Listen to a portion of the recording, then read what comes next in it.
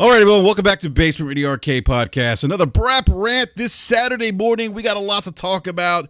We are going to be discussing exactly what is going on internally at Sony. And on that note, we have former Sony developer David Jaffe on joining us. Jaffe, welcome back to BRAP. You're no stranger to the show. It is great to have you back on. I know it's super early out there in your time zone, but again, always a pleasure to have you on, and looking forward to getting your insight into what's going on over at PlayStation. Yeah, all right, well, welcome back to Basement Radio Arcade Podcast. Another BRAP rant this Saturday morning. We got a lot to talk about. I mean, it's Saturday. It's 8 o'clock, but it's 9 o'clock. Sorry, but yes, you guys start early. You guys are pros. Yeah, we do. I think little Jason Schreier is going to write a report about BRAP. It's like they crunch like motherfuckers. It's terrible. They don't let anybody sleep. You got to come on. It's the weekend. What else do you guys have? Come on at 8 o'clock, Jeffy. And I wrote you guys, and I'm like, well, can we move it a little bit? And I thought, oh, good. I'm gonna, we'll do it at lunchtime. Oh yeah, Jeffy, we'll give you an hour. Jesus fucking Christ. Hey, we got deadlines to meet, Jaffe. We got investors to please. I only get up this early for Colin Moriarty, I'll have you know, but fine. Let's go. Well, that's quite the compliment. Thank you for that, Jaffe. Yeah, of course. We also Thanks for having me. Absolutely. We also have one of our I can't even talk this morning. I need more coffee. One of BRAP's great friends. We got Mr. Badbit from the Trophy Room podcast. Mr. Badbit, welcome back to BRAP, sir. What's up, man? What's up? And yeah, it is like, listen, it's the weekend, right? I would not wake up, God, before 8 o'clock on a weekend. Are you kidding me? No. So I'm very happy this is noon. I'm very ready. I'm very, not say excited to talk PlayStation this week, but I'm excited to be here. That's for sure. So thank you for having me, man. Absolutely, man. Always a pleasure, man. And then we also have my man, regular BRAP panel member. We got B Money 101. What's up, B? Hey, man. It's a lot of stuff to talk about this early Saturday morning, but I'm ready to get to it. PlayStation's making a lot of noise, so let's get to it, man. Well, yes, they may or may not be making a lot of noise or enough noise for some people out there in the community, but. So we were, before we went live, we're talking about the article that dropped yesterday from Bloomberg, from none other than Jason Schreier, who, if you're not familiar with Jason tends to get the scoop, if you will, on all things, maybe internal things that are happening at studios. He's been big behind the crunch stuff, and broke a story about, I think, Naughty Dog, right prior to the release of The Last of Us Part 2. So, some folks in the gaming community love the work that he does. Others are kind of like looking at him side-eye, but whatever. But he did write this piece about Sony PlayStation and kind of what's going on there internally and how Sony's kind of, under new leadership, focusing on, big AAA games as opposed to, maybe, some of the maybe smaller kind of quirky titles, if you will, that many of us have come to love Sony for doing in the past. I know me personally, it's one of the things I've always enjoyed about the PlayStation brand, that not only do they have those big tentpole titles, those big bangers, if you will, but they also have some really cool titles. Like I think about, we think about Japan Studio, if you remember the game Gravity Rush and Gravity Rush 2, which I thought were fantastic games. I don't think many people played those games, but those are the kind of games that people kind of gravitate to. Maybe not a lot of people, but certainly the hardcore fan base gravitates towards. And things like Ico and what was the other one from them that was like delayed 8 years? Guardian. Last Guardian, thank you. Yeah, Last Guardian. Yeah, so those kinds of games, like people like kind of gravitate. Like it's like Sony like talks to everyone, right? I've seen a lot of people tweet out Sean Layden's quote unquote kind of inspirational, I think, E3 speech from I think it was 2017, B Money, if I'm not mistaken, where he talks about studio and it not being a multi-million-dollar type of deal, but it was creativity, and that's what this industry is about. I'm paraphrasing, obviously, but so those are the kind of things that people tend to, at least from what I've been reading, and probably myself included, have kind of always thought of Sony as, they're kind of like the one-stop shop, if you will. They they're in it for the gamers, that, they love us, they do things that we want, et cetera, et cetera. And then this article happens. And look, I think there's been a lot of I think there's been a lot of I guess I don't want to say negativity towards Jim Ryan, but I feel like people are kind of giving him the poo-poo eye a little bit. And the guy's just he's not new to the scene, but he's kind of new in this role. And I'm kind of like, let's not jump to the, there's a 5-alarm fire going on at PlayStation per se, and that Jim Ryan's not the guy. He just got the job. And if you look at what, Sony's doing right now with the PlayStation 5 for the most part, the console's selling very well. They are delivering games, although Deathloop got pushed back to September, which is fine. But they're also still partnering with some smaller studios. They have Kina, which is one, a game by a smaller studio. And there's that other game. It's the Kung Fu type game. I forget the name of it. Sifu, yeah. Sifu, yes. So they're doing some things with smaller studios. Solar Ash as well. Yeah, Thank you. Ash. Yeah, exactly. They're kind of pushing that kind of, I think, creativity button that I think some people, from what I've been reading, are a little concerned. They feel like, well, this is going to hamper, creativity. They're just, because they're going to be doubling down on, sequels now. They're only going to be working on the Last of Us type games, or the games that have been, proven to be bangers and system sellers and, generate money and revenue for them. And, gone is the old Sony, and that concerns me. So, yeah. My quick take on this, I'm not there yet. I don't think there's a 5-alarm fire at Sony, but I do think Jason's article does bring some interesting insight into what happened at Visual Art Services Group, that I think what some people call that secret Sony San Diego studio, and them wanting to make content outside of just supporting and kind of putting the finishing touches on first-party games for Sony.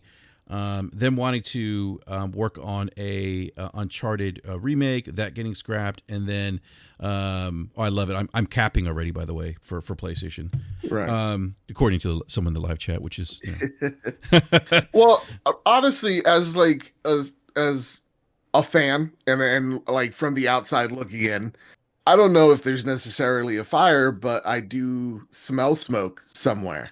Mm-hmm. So I think a lot of people are more upset that Sony isn't talking, that Sony isn't communicating with the audience like at all, and that we've seen Xbox seemingly so transparent with its audience, coming out with some really big news each and every week, and Sony kind of countering it with, hey, look at our headset. Hey, look at our controllers. Hey, look at, we got Jade Raymond, which is, I think, a pretty big deal. Look at, look at these indies and don't look at Bethesda, Xbox, and Game Pass. And we've come to the point where we get these negative stories, whether, that are just kind of elevated because Sony isn't talking with, PSP Vita, PS3 stores closing, and only giving those people 5 months to, develop those games and people to buy those games. And then seeing news like this out of Jason Schreier, it just doesn't help the perception. And then seeing the optics, yes. Japan studio, the optics suck, and there's no one there to kind of reassure us. Because if you could look at it, I think, again, outside looking in, Jaffe, you could tell me I'm full of shit in a minute, but like when you take a look at what Sony's kind of doing in terms of small stuff, it is partnering more with indies, making those exclusive deals with Kina and Sifu.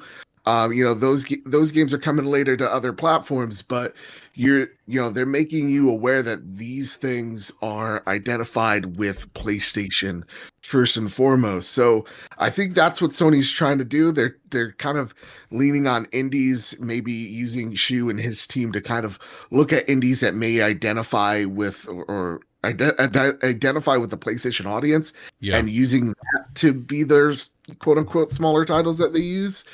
But it just doesn't feel good, man. Like this whole article just doesn't feel nice. Well, I get the optics of it. Yeah.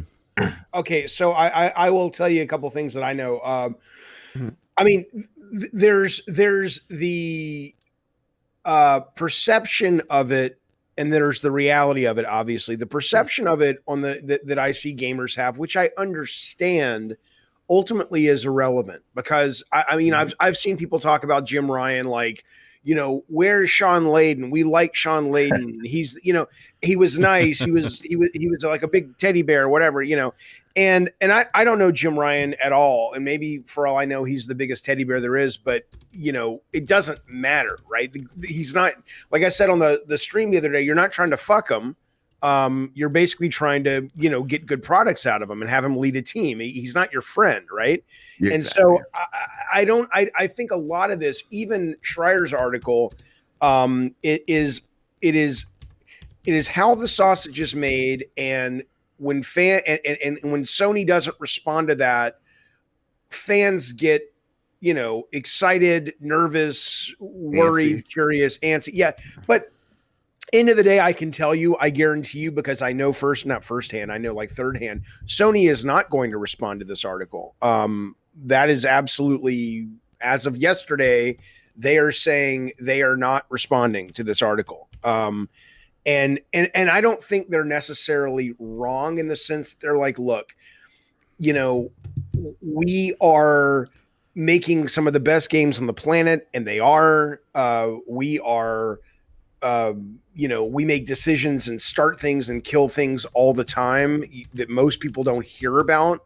And the fact that they're hearing about this it's not an indication that the sky is falling. You're just, for one of the few times, able to peek behind the curtain and go, oh, I wonder, that's how they do it. If you peek behind the curtain 24/7, you'd go, shit, they kill a lot of things. Bartlett Jones, my last company, had a project with Sony that was going for about 6-7 months, and they killed. I mean, that's just that's part of the job, is that you have to you don't know until you know. And then it's like, yeah, let's not lay our money on that particular thing. So I don't think it is, on one hand, the five alarm fire, but at the same time, I absolutely do think that there is no doubt that Sony has a very big challenge in front of them dealing with Xbox this generation. And I think the article does point to a shift, which many, including me, would say is necessary. At least I wouldn't be shifting as much as it seems they are. And if you ask people at Sony, they'll say, well, no, we have some small games we're working on and stuff. And they do, but it's not like Sony of old. And it can't be, because the games cost so goddamn much money now that it's really difficult to be, Shuhei Yoshida 2008, 2012 PlayStation when budgets are over $200 million now. So I think it's a little bit of a real drama, because it indicates, like you guys were talking about, the indies coming from Sony. Xbox recently had a indie showcase, and there was, I think, 40 games, and they're like, here's 40 indie games coming to Xbox. Oh, by the way, their day one drop Game Pass, aka their quote free, and I'm putting free in quotes. Don't fucking hit me in the chat. It's not free, Jaffe. I know, but you guys are talking about like, oh, look at this indie coming to PlayStation, or this indie. It's like, you guys have named 2 or 3, and I'm still going to have to pony up $20 for them. So there is something about Schreier's article, I think, that is absolutely hitting close to home, because it does show that Sony right now is making moves, at least that they've shown, and that Schreier's article has shown. Now, I'm sure there's other stuff going on that we don't know about, of course. Sure, yeah. But that what we know about at this point feels like Sony is a company that is about 3 years behind the times. Like I can't come up with a great analogy. I know there are probably 50 of them, where it's like those people are those companies that once ruled the roost, and it's almost like Blockbuster, I guess. I was about to say Blockbuster, yeah. One. It's like, guys, the ground is shifting, and it's like they don't see it. And maybe they do, but they're not acting like they do. I do know that this summer they're going to announce some big changes, and I don't know what those changes are. And I think it's summer, spring, but maybe those changes will be like, haha, of course we know the ground is shifting, you motherfucker. We're Sony. Look what we're going to do. Yeah. It's just not our job to tell you right now. And then, what is the cliche, which is nature abhors a vacuum, I think it is. It's like, well, if you're not going to say anything, we're going to talk, but that's okay. I mean, it's okay, to be provocateurs, yes. as you guys on were, YouTube. Yes. Yeah. As you guys were educating me on, with Schreier's, insult. But I mean, it's, fine. That's what people do. That's what fans do. They talk about things that and they speculate, and don't worry about it, Sony. I mean, who gives a shit? You guys make some of the best games in the world. Just the fact that there are people at Sony that are upset about this, and I know there are, is crazy. Because I'm like, dude, don't worry. It's a fucking article. Nobody gives a shit. It's like, yeah. I mean, yeah, it's interesting. It's fun to talk about. Yeah. But what? Suddenly, people are going to go sell their PlayStations? No. And Jeff, if they drop the Ragnarok teaser trailer tomorrow, people would forget about the Schreier article. Yes, and even if they don't forget about the Schreier article, it's not going to change their buying habits. What's going to change their buying habits are if Sony isn't aware of the essence of what Schreier's talking about, and if they aren't in a process of pivoting because the ground is shifting, that is going to change things. But an article, nobody gives a fuck about. Yeah, I'm going to grab the super chat real quick from Casual 7 because this is great. Thank you for the super chat, Casual. It's a $5 or £5 super chat. He says, I miss Sean Layden. He was more in touch with the core gaming PlayStation audience and actually had more stage presence than old Jim Ryan. That's kind of a narrative or thing that I've seen quite a bit on Twitter. What are your thoughts on that, Jaffe? Well, again, I don't think. Okay, so yes, they're right. I don't know if it would be a bad idea. It certainly couldn't hurt if Sony hired sort of a face man for the company. But again, it's one of those things that it's like, to me, it's kind of like the equivalent of when you start a company and you really want to have the big, nice office. And it's like, nobody gives a shit if you have a nice office. Make some cool shit that sells, and then you can afford a nice office. So it's like the idea that you need the CEO of a company that is trotted out once or twice a year on stage and then in some articles to have great stage presence. I mean, is that real? I think if you're going to criticize Jim Ryan, maybe it would be more things like, you wanted to sell Destruction All-Stars for $70. You're going to sell Returnal for $70. If you come out with MLB on day one and it is $60 or $70 and it's basically, again, quote, free on Game Pass, those are valid criticisms, I think. And I'm not knocking Destruction All-Stars. I enjoyed Destruction All-Stars, but it wasn't, it wasn't a $7 game. Not a $7 game.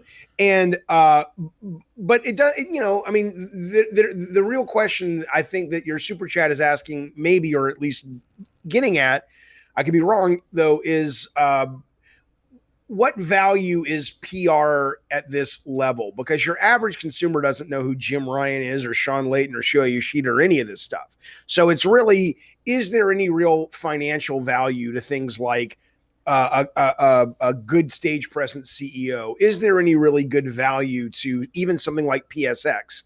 PSX is like, the fans loved it.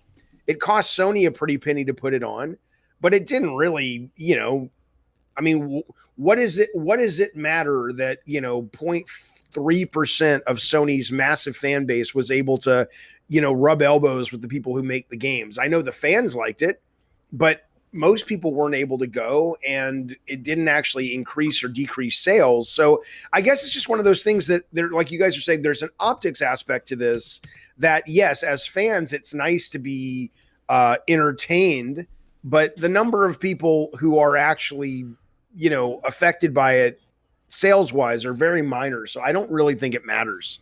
Yeah. Yeah. I think you bring up a great point about that. And I want to go back to this later on the show about Game Pass, and probably that being more something of more of concern per se for maybe Sony and how they maybe pivot or, counter Game Pass. Cause that could be something I think long-term that could impact they're maybe positioning in the market as opposed to, like you said, an article. I do want to go to UB Money because we talked a lot about this particular topic in the BRAP DM. What are your thoughts, man, after kind of digesting this article, 24 hours after we kind of, we're having a conversation in the BRAP DM? Yeah, I mean, for the most part, I think this is just kind of repetitive history, just on the other side. You know what I mean? Like, you remember my early days, I was on Tick Podcast, and we primarily covered Xbox. So yeah, when come in, I have some coffee. Would you like some coffee? I brought. Yeah, hold on. My son is knocking on the door. Hold on. Yeah.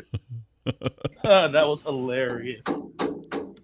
Let me in this fucking door, Dad, right now. I will cut you.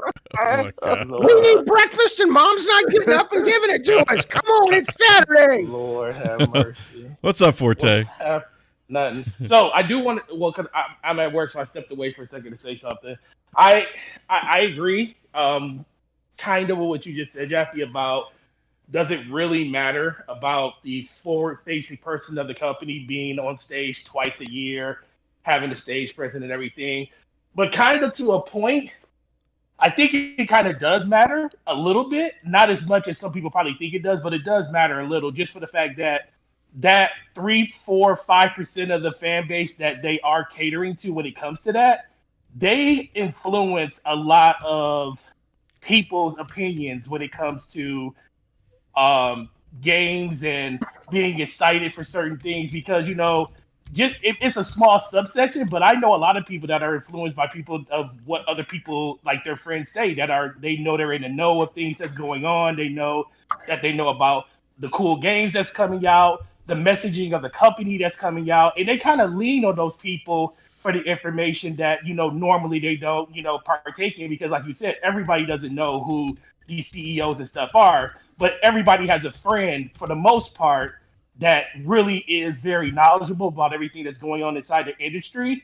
And if those people are kind of turned off by it, let's go back to 2013, because a lot of people were just turned off by the messaging of Xbox. Most people didn't watch what happened at E3 in 2013, but the message got out so wide and fast because media started covering it. Their friends were telling them, like, yo, we're not messing with Xbox's generation. We're going over to PlayStation 4 because the messaging is way better over there. They have a lot of the games, even though for the most part, when the generation first started, most of the games were on both platforms, and people will say that Xbox actually had a better launch lineup than PlayStation did, but the message was already clear from what the gamers were feeling. The media picked up on how the gamers were feeling. They took that narrative and ran with it. So I kind of do think that the mob, which is the 5%, do inherently kind of push the narrative the way they want to. Now, the later you get in a generation, I think that changes. I don't think it really matters now when PlayStation has 130 million PlayStations out there, because that market is already pretty much flooded with the influence that they're going to have. But early in the generation, I definitely think it can sway opinion, because right now you're looking at people looking at the difference between a $70 game on one console and basically a free-to-play option if you have the service on another. You may have wanted a PlayStation, but if your friends are saying, yo, jump it, get it on whatever system you can get. If you want a PlayStation, that's fine. If you want an Xbox, get that, because either way, you're going to enjoy the games you want, but it's going to be cheaper over there. So that is I have been talking about this for over a year, and I get such pushback from Sony fans. And I'm like, guys, your job, if you really want to promote Sony, shouldn't be to push back on me. It should be to try to get Sony to see the fucking light, because what you are saying is exactly what we are slowly starting to see play out. People give me shit about talking about India, but the Xbox Series S was the best-selling console in India last month or last week. I forget if it was a week or a month. And yes, people went in to buy PS5s, but because PS5s were not there and they had the opportunity, I think Xbox is dropping the ball on marketing what Game Pass is. There are still people who think it's like a streaming service or something. But they had the opportunity because they walked into the various game stores looking for a PS5, and suddenly the retailers, of which I don't know if there are GameStops in India, but in America, The GameStop employees are incentivized to push Xbox, by the way. That was a deal that was made about 6 months ago. But they're suddenly being hit with, oh, okay, well, have you heard about Game Pass? No, what's Game Pass? Oh, shit. And we saw, at least if India is to be believed, I know the information's to be believed, but if it's to be believed as some sort of shift, when people hear about Game Pass, it's exactly like what you're saying. You're just kind of going, holy shit, why would I pay? Like this week, there's Outriders. There was Dirt that came out a couple of weeks ago. That's still a $60 game on PlayStation. There's MLB coming out. Why are you? There's a point where, as great as Sony's exclusives are, they're only putting out a couple of them a year. It's like you're going to drop $500 on a goddamn system for 3 or 4 games a year, or are you going to get Game Pass, for basically $15 a month, or even worst case, $25 a month. And it's a constant deluge of games coming every week pretty soon. And I think like the one, I think Sony fans finally kind of get the comparison with MLB The Show, because usually we're like Game Pass, like, I don't give a shit about a Halo or Gears of War. I'm a PlayStation fan. That's not my thing. Where MLB is a Sony studio. It's been exclusive for Sony for 10 plus years. And then now all of a sudden it's on Xbox. And we're like, whatever, it's fucking baseball. But then it's on Game Pass. And all of a sudden everybody cares about stickball, right? And everybody's kind of like, oh, wait a second. Jim Ryan, 6 months ago, you said that this wasn't possible, but Microsoft's doing it, and it doesn't. At the end of the day, to the common folk, it doesn't matter how much money Microsoft forked over for it, or that MLB's a publisher of it on Xbox. What matters is, to the average folk, there is a quote unquote free or $15 or $10 option versus a $70 option. That is, I think, does way more damage than how good Phil Spencer is on the microphone. Because to me, as much as I like a good presentation, because I'm a big fucking nerd, I think no one cares unless you wear a black turtleneck and some jeans, or that it's so abysmal, so bad that it's just everybody's on it. Love the Jobs reference. Thank you. Yeah. Because it's a garbage fire. But if it's good, it's good. And if it generally, I don't think moves the needle all too much. It just gives fans something to look forward to for that next, year, that next cycle.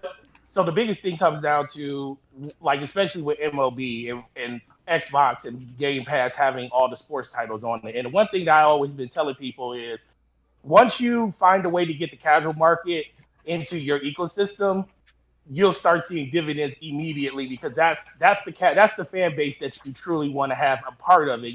Especially this early in the generation where people are still basically looking for consoles. Like there's millions and millions of people that just can't find them. And right now you have a deflection point when it comes to what people are actually looking at when it comes to the marketing side of it. And I agree with Jaffe. He said they definitely need to market Game Pass even more than they actually do in a better way. I still think PlayStation needs to do a little bit more marketing around what they have as a service when it comes to PS Now, because they don't put any type of marketing behind that. But the biggest thing is, what happens if MLB comes out this year, and we know it's usually sells between 1.5 and 2 million copies on PlayStation.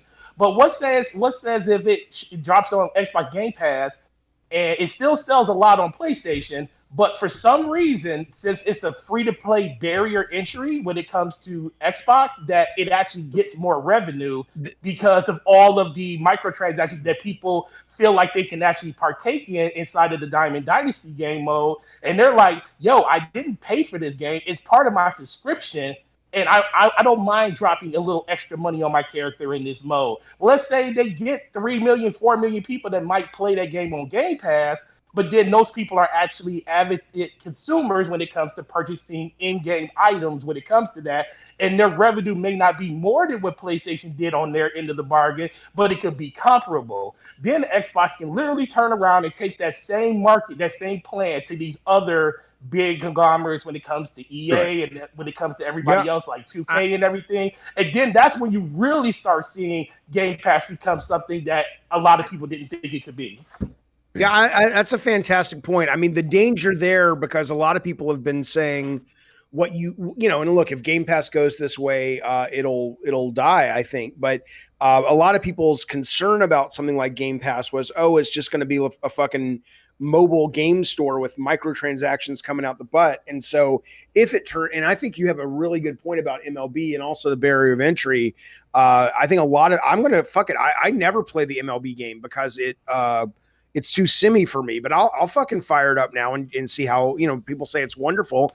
I'll see if I can handle the sim stuff this season. But you're right though, that suddenly, you know, I wonder how FIFA is doing microtransaction wise on EA Play on Game Pass, because that barrier of entry brings a lot more people in. There are so many games on Game Pass that I would have never played if they weren't on Game Pass. So it's going to be a fascinating thing to watch. By the way, Capono motherfucker in the chat. Let's be clear, bitch. I don't lie. Okay. Dirt is $60 on Amazon. I don't give a shit. I don't know what it is on PSN. I didn't check all the goddamn places, but it's still an actual retail title. So go fuck off. All right. Sorry. Go ahead. So I want to go. I want to get back to B Money 101 because B was making a point before he's interrupted. But real quick, I want to say one thing before I go to you, B. People, what are we doing here? Why are people saying, "Oh, I don't want to rent my games" when you bring up Game Pass? It is not a rental service. You could buy the game at a discounted price. That's the biggest difference between Game Pass and something like Netflix. Go ahead, B Money. No, but kind of like you know, what I was trying to get at before is, yeah, I mean, we saw this on the other side. You know, I mean, when Phil first took over Xbox, you know, and he was closing up studios and canceling games, and you know, I remember pretty vividly when Tick Podcast interviewed Ken Lobb, and he was talking about Phantom Dust and how they had a studio who was, you know, working on the remake, and then right after that interview, they pretty much killed the game, and then they just re-released the original game, you know, with the original assets. And I mean, people were pretty upset at that time. There was a lot of stuff that had to be turned over at Xbox, and I think that's just kind of what happens when you have a lot of turnover in the management side. It's the same thing with Nintendo. You know what I mean? When they switched over to Bowser, like, Nintendo was super quiet, and they have been super quiet. You know, they've announced games, and we haven't seen them in years. You know what I mean? Yeah. So I think it's just one of those things where, you know, you're changing the leadership, and everybody has to kind of align with the new vision. And there's going to be bumps in the road, and there's going to be stuff, you know, like this where we have cancellations and studios consolidating and things like that, just because they have to get the business portion of it right first, and then I think, you know, we kind of see the fruits of the labor later on. Yeah, no, that's a great point, B. It's a great point because, look, they had a literal fucking countdown. It's like, it's been 578 days since the last Nintendo Direct. Shit's going down. And then it's like, Mr. Babbitt, when's shit we don't care about. How many days since the release of Bloodborne? I got to ask you that real quick. Oh, man, don't ask me that when I don't have my Google up. Give me a second. Okay. But no, yeah, seriously, it's like been 2000 something. Too fucking long. That's But yeah, like, I mean, again, these Directs come out and they're just like, meh. But you know, Nintendo fans don't care because 35 plus million copies of Animal Crossing are sold, right? So, you know. Well, can somebody explain to me why, you know, I know you guys just hit on it and then the chat is like arguing about it, but why does it matter if it is, you know, semantics aside? Okay, so let's say it is a rental service. Yeah. And you can buy a game if you've played it on Game Pass, and then you can buy it at a discount, but so, I mean, no one's trying to pull one over on you. Yeah, you know, if you know, I'm playing Outriders right now. Yeah. I don't think I own it. I'm not a moron. Why is this a negative? What are people trying to hide behind saying it's not a rental service? It is. I think somehow Jaffe, they think that devalues the game. Yeah. Feelings are attached. Maybe that's the real conversation to have then, because, you know, it doesn't devalue the game. If they personally like ownership, then go fucking buy a game. Yeah. Well, that's the thing. But most people don't. Look at the media landscape has shifted. And these people are dinosaurs. I'm sorry to say. It doesn't mean I don't respect the fact that there are collectors out there and there are people. Yeah, that's great. And you hopefully will always have the option. It'll get less and less like in records, but you'll always have the option to acquire a lot of things to put on your shelf and, I don't know, whatever. But that said, though, look at, my kids are 17 and 15. They would never think about owning an album. Taylor Swift's new album, they love Taylor Swift, just came out last night or 2 nights ago. They're not like, Dad, can I buy it? They're like, oh yeah, I streamed it on Spotify. Yeah. I've heard it 3 times already. They don't think, oh, I don't own it. They don't care. Most people don't care. Jeffy, real quick. I mean, it is nice that PS Now, they tell you, they're like, hey, this game's gonna go away in 3+ months. That's cool and all. And to me, there's been indie games that I play on Game Pass. I'm like, okay, this is really nice. And then I end up going and buying it on the Nintendo Switch because that's where my indies are, and that's what I'm, that's what I'm acquainted by. So or whatever, fucking words. That's what I like to do. So it's an awesome way of testing out games. And if you like it, yeah, go fucking buy it. And if you don't, there's no risk. You don't lose anything. Or if you like it, play it until you're done liking it and move on. Well, that's also for some people in the chat who need to fucking settle down and remember we're talking about games. Is that at the end of the day, just because we're complimenting, I speak for myself here, just because I'm complimenting Game Pass and understand that Xbox is it has a very great service, and if it was on PlayStation, we'd all be like, fucking great job, Jim Ryan's a fucking great,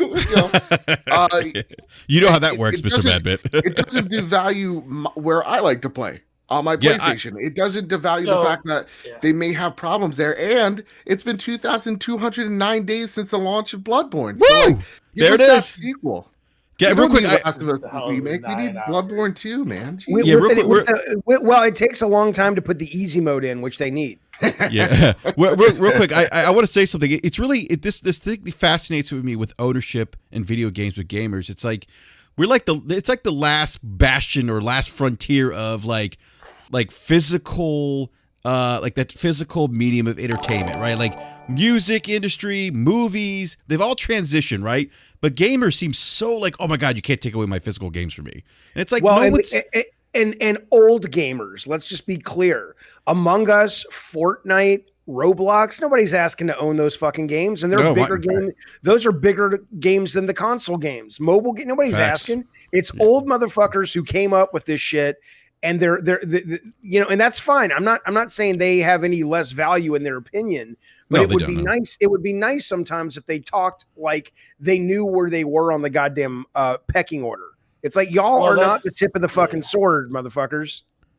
Well, no, that's the thing that I always tell people, because ultimately it always comes back to, and I hear this conversation all the time, oh, digital's the way of the future. I buy most of my games digital, but as soon as something like this happens where a service like this takes off, oh, I like ownership of my games. I like to buy my physical copies, or I like to own the game on my console and know it's mine. And I'm like, yo, you do realize it's not stopping you from buying the game that is showing up in these services. I mean, you can even buy it at a discount. And then on top of that, it ultimately just comes back to the fact that people just want to complain about stuff, because I sit here and I listen to people talk about how it devalues games. And that was a conversation about Game Pass. Like, Xbox isn't going to put the games in there because it devalues them and everything. But now listen to the conversation. MLB is in there now. Is MLB devalued because it's inside the Game Pass? Is Outriders devalued because it's in Game Pass? Was Gears 5 the new DLC in there? Was Hivebusters, was that devalued because it was in Game Pass? I think that loses. It's just the fact that people want to argue about a thing, and then they move the goalposts whenever that conversation comes up, and they can't use that devalue argument now because MLB's in there. And if you're going to say MLB's less of a game because it's inside a Game Pass, you would be wrong. It's just a simple fact that something was taken away, and I think Slow-Mo said this a long time ago.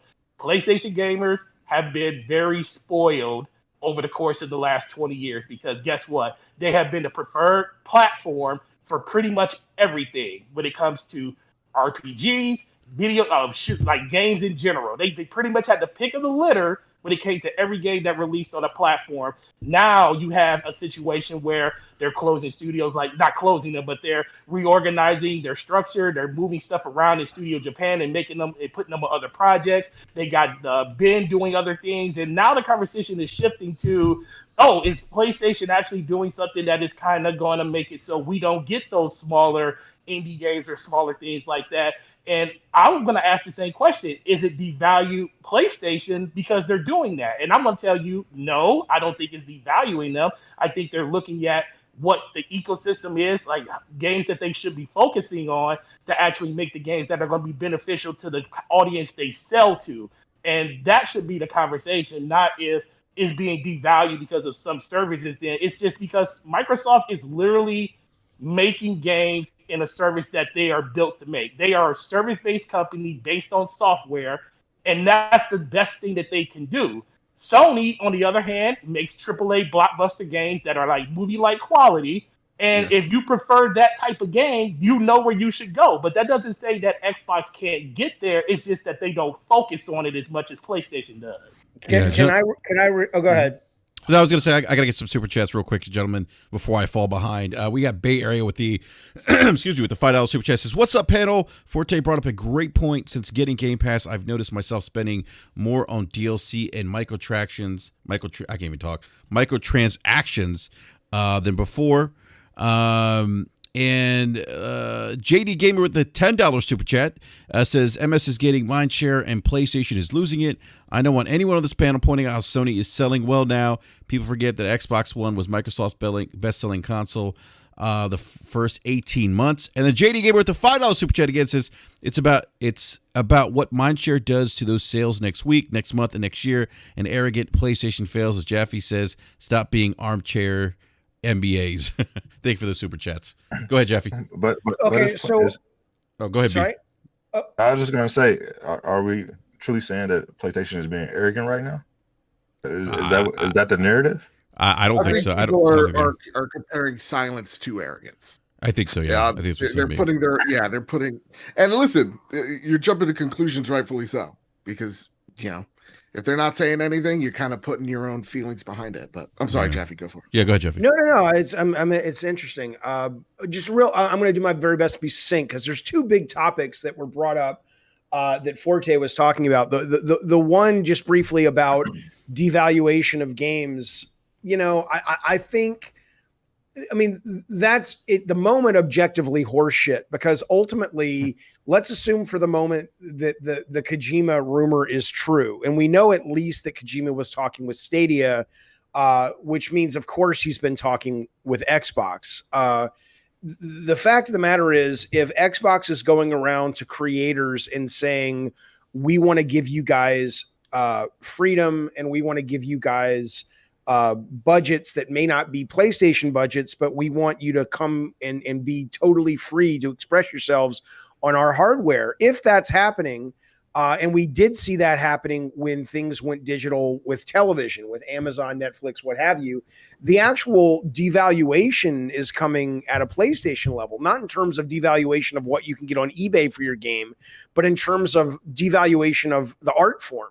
Because you're basically PlayStation games, unless they make some significant shifts to their business model with PS Now, are consistently locked into the retail $60, $70 model that dictate length of games, content of games, genre of games. Whereas Game Pass is like, don't worry about it. It's a 3-hour walking simulator that's about Sigmund Freud when he woke up one day and decided he wanted to fuck his mother. Okay, not a problem, Ken Levine. It's only going to cost us $800,000. I mean, I'm just saying that it's the idea that the games are worse because they're on Game Pass is actually, I think it's opposite. When you have a business model that is about keeping people subscribing by keeping them interested, every game doesn't have to be a $70 Neil Druckmann joint. It can be weird, cool, interesting stuff, and then the next week it's something like Hivebusters, which was great. So that's my second point, real quick. I'm sorry, I don't mean to dominate the conversation, but no, I got a question for you actually right afterwards. Go for it. Okay, so but a bigger thing. So I noticed in the chat, it started with Interloper, but he's saying let's just lose ownership of everything. Let's let the companies have full control. But it was actually Minute Repeater, who I think really gets to the heart of what all this is, because this idea that Forte was saying about people moving the goalpost. Repeater says, in general, people are and have been giving up rights, which are hard to retrieve, for easy convenience and a false sense of security. This is a wider issue, not specific to games. So I think ultimately there is a valid concern. There is a valid distrust of corporations. Corporations' trust has eroded in the last 20, 30 years. The idea of, when you're a kid, your dad can no longer guarantee he's going to always work for Ford. They don't give a fuck about you. They'll go wherever the money is, that they can get better tax breaks wherever in the world they can. And people correctly so, and, and all the privacy issues with Facebook, people rightly so are suspicious, as they should be. But ultimately, that is like, Repeater is saying, that is really the issue at hand. It's not so much that, what is a better model for video games? It's the fact that people don't trust companies and don't like the fact that they're losing a sense of control. But, the fact is, the ironic part is Minute Repeater and Interloper are literally both conversing and sharing their point on a social media platform, YouTube, that who knows what rights they've signed over just to be able to comment on your fucking video. So, I mean, everybody does it. And if, they're doing it. It's about too. what you're comfortable with. The consumer's comfortable with sacrificing in order to get something. And it leads to my one point that I constantly hear is that PlayStation, and why did I say so high pitch? That PlayStation can't pull a Game Pass maneuver. They just don't have the funds to do it. Microsoft $1 trillion company, Sony $80 billion company. It just isn't in the cards for them to make a service that is like Game Pass, because it just takes so much money to just create the infrastructure alone, let alone having the content to fill it with. Do you think that point is a fair one? As you are the closest one to the inside here. Is that actually a true point where Sony, they can't make a Game Pass, and if they can't make a true Game Pass competitor, how close can they actually get to that? What would be the service in your mind? I think Sony is in a great position to dominate the fuck out of this space, and they can do it while it's still, in my opinion, I mean, look, what do I know? But I know a little bit. They can do it while still respecting Jim Ryan's concern of, look, it's going to be very difficult for us to not that Microsoft isn't spending similarly. I heard that Halo is going to be a $500 million game, but they're a $1 trillion company. But they're like, look, we can't spend $220 million on Uncharted 5 or whatever, or Days Gone 2. Oops, not that. We can't spend that money and drop it day one on Game Pass or PS Now. But what they can do is go, okay, we are still going to make good deals with third parties for PS Now day one drops. We're going to make our indie things day one drops, and we're going to maybe not put out, we're going to cancel or not greenlight two $200 million games. That'll give us 300, 400, whatever $million that we can then start making day one drops for PS Now that are smaller. We can go to Kojima and say, here's 25 million, go wild, do whatever the fuck you want. We can go to Cliff Bleszinski and say, here's 10 million, just make us a really cool 4-hour first-person shooter, whatever.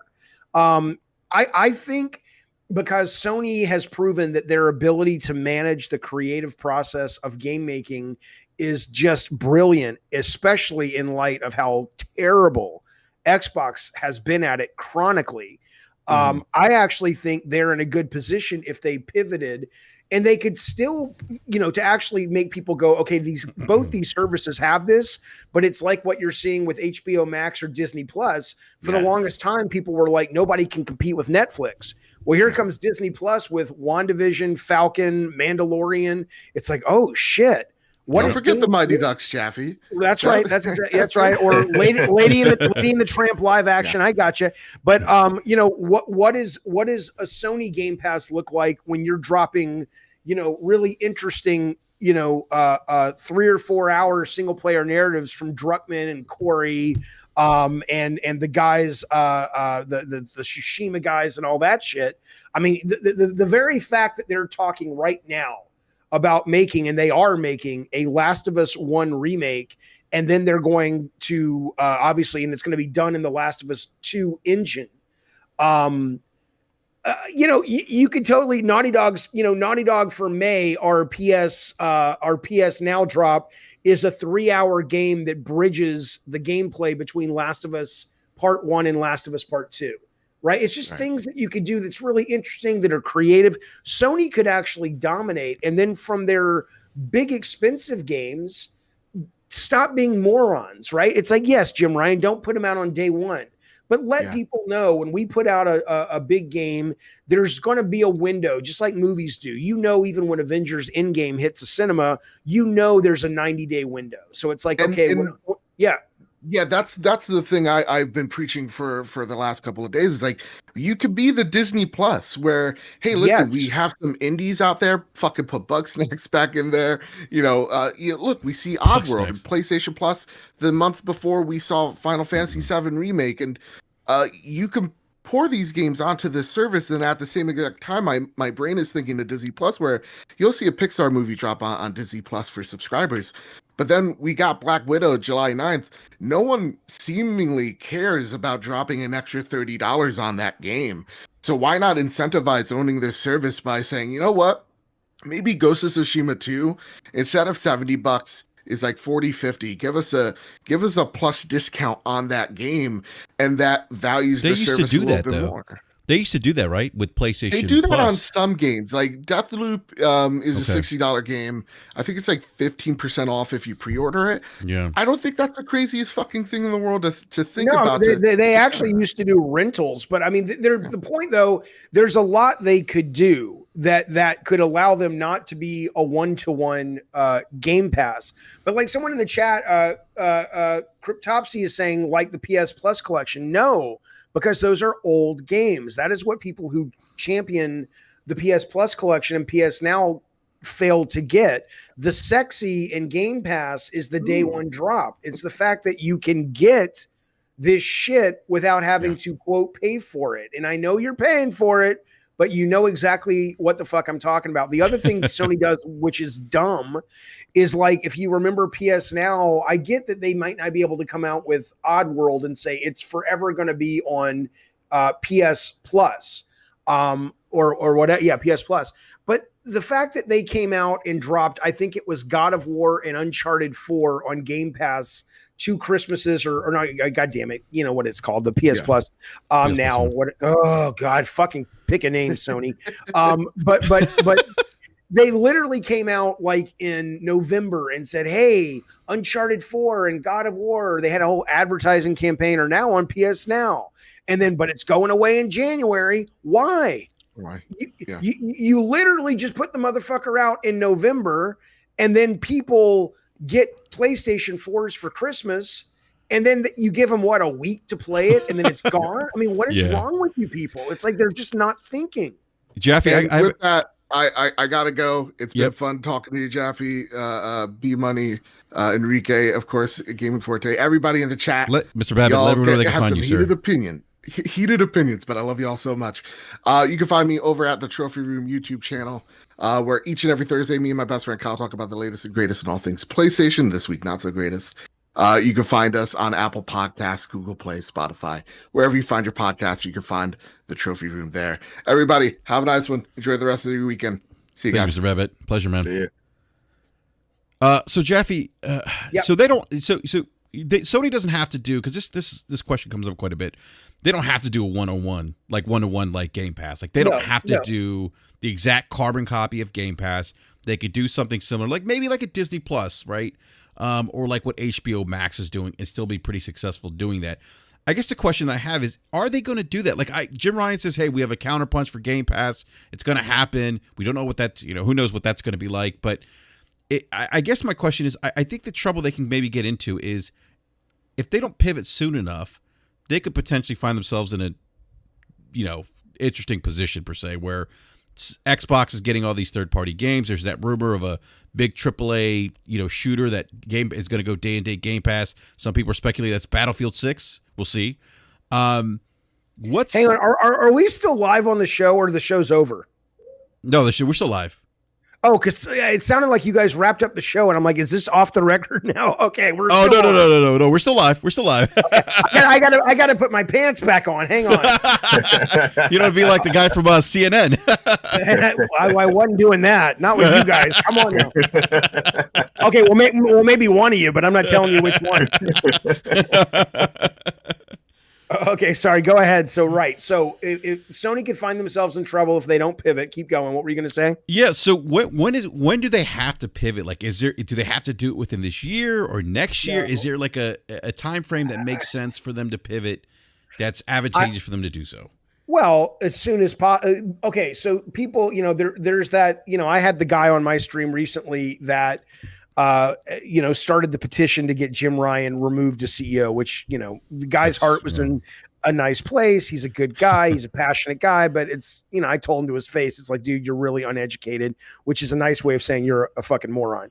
And I don't think he's a moron as a human, but in terms of that particular thing was kind of a moronic thing to actually assume was going to make any difference, because the only way to get Jim Ryan out right now, which I don't think is something that really needs to be seriously discussed, is if there is, and this is answering your question, I promise, but if there is somebody in PlayStation that has the clout, the political moxie to basically go, look, guys, my ear is to the train track. I'm telling you, this change is barreling down on us, and Jim Ryan is not paying attention. He doesn't see it. That's the only way that they're going to pivot sooner than later. Now, I do know, or I don't want to get all, people are going to write articles. Like, I don't have a date for you. I have heard, let's just put it that way. And I don't think I am in any kind of insider on this. We've all talked about this. It's been floated on the internet, but the idea that Sony is going to be announcing something spring or summer about PlayStation Studios kind of 2.0, what that means, what that looks like. And it's going to potentially be tied to this whole emulation thing with trophies and PS3, PS Vita store closing. It's going to be backwards. There's a lot of speculation about that, right? But ultimately, though, so the point is, I think anybody who works within Sony is like, Jaffe, that's great, but we are doing something. We just haven't told you about it yet. So when they need to pivot, in my opinion, is as soon as possible, because what is going to start happening more and more, and again, I think this last week was a big fucking deal. Like it was a big deal. You could go into a store, digital or otherwise, and the difference between the Xbox experience as a consumer and the PlayStation experience was really for the first time painted so starkly, and not in a bad way, but it's like, again, you don't just have indies anymore that are day one. You don't just have these massive first party games that are coming, whatever, hopefully, that are day one. Now you're getting, like I said, MLB, Outriders, Dirt. All three of those are things that you could be aware of this week if you walked into a game store. And that is where they're really going to get hurt, where people start doing comparison shopping. So I think they're so rich because of the old business ways. It's going to take a real big set of brass fucking monkey balls to go in there and say, I know we're comfortable. I know we're sitting on the throne, but the only way we're going to keep this throne is be aware that the ground is shifting under our feet. And if we don't respond, we may find ourselves not dominating this generation. Yeah. Let me look at these. Jaffe, don't you think they probably, really got their eyes opened up with the Outriders thing, because they have partnered with Square, as far as like, Final Fantasy was, their right. Exclusively and things like that. So they spent money in that regard, but to have a game drop day and date in a service when you're kind of working with that partner, I'm sure that probably opened their eyes and like, yo, what the hell just happened to us? I do not think that Sony is a dumb company at all. What I can tell you, and I have to assume this goes probably triply for Microsoft because it's so much bigger, but ultimately the tricky part about companies is when you're on the outside looking in, you think of them as almost, like the Supreme Court likes to, you think of them almost as individuals, right? But ultimately, they're made up, obviously, of individual people that have their own agendas, that are political, that want to achieve and will do so at the cost of other people, that have their own vision of what they think the industry is. And in all of that, yes, there are absolutely people at Sony who probably see this like I do and say, this is the future, we need to pivot. And there are other people at Sony who disagree. And so it's not that I don't think Sony's aware. I think it comes down to ultimately, what is Jim Ryan, going to believe when he has to start making decisions? And so, I don't know. I don't really know how dangerous he thinks this is, because he's not talking, and it's not his job to talk. He doesn't need to. It's just, again, I mean, it would be nice. I see somebody in your chat saying Sony should do like a weekly podcast. They do a weekly podcast, by the way, but it's very, but it's very corporate. I mean, it's not like you're going to tune in there and it's like, did you fucking see what I went into the bathroom and Jim Ryan was taking a shit in there, and it smelled like shrimp and a goddamn the seat and a fucking couch from a secondhand store. It was terrible. I mean, that's not what you're going to get from that podcast. So. Which would be interesting. Yeah, I gotta get some super chats here, gentlemen. JD Gamer, the $5 super chat, says, I have to ask, if Microsoft dropped the bag and gave you all the freedoms a creator could want, including tech and talent, would you make a game for them, Jaffe? Yes. All right, and then we've got Dove. I can't even read today either. I can't speak nor read. Dovikin 89 with the $2 super chat says, Sony loves too much their sales numbers. And is that Yoda in the chat? Right. Oh my God. All right, JD Gamer again with the $10 super chat. Thank you, JD. Says, expect Sony to leverage their strengths just like Microsoft did. Microsoft's strengths are Azure, but Sony's are media, so their Game Pass version will bundle anime, movies, music, and games. Only Sony can deliver that. That's actually a very interesting point, something we brought up this past week on BRAP. But I think that was you, B-Money, right? I've been saying it for a while, man. That would be a great counterpunch, in my opinion. I think so. Sony is so involved in so much other things beyond gaming. But a lot of people who use these consoles also use the entertainment side. People are streaming on you. But YouTube, that's not going to happen, right? Because of what happened this week. I know. Because why would they sign the deal with Netflix? Exactly. And when they posted that, I immediately retweeted it and said, I don't understand why, Sony continues to make these deals. But I understand it on the back end. I mean, that's $1 billion deal. They create another partnership or whatnot. But in my opinion, to create greater value and keep the consumer base interested in your product, I think you should also, put that value back to your consumer within your own product. They don't officially own Crunchyroll yet, but they're trying to purchase them. They own Funimation. They own just about every anime platform. So, they have their own movie studios. They have Sony Music Group. There's so much stuff that they could put into, their form of PlayStation Now or Game Pass, or whatever we're going to call it, to, insert so much value. They could really leverage that, and I just don't understand why they're not trying to lean in that direction.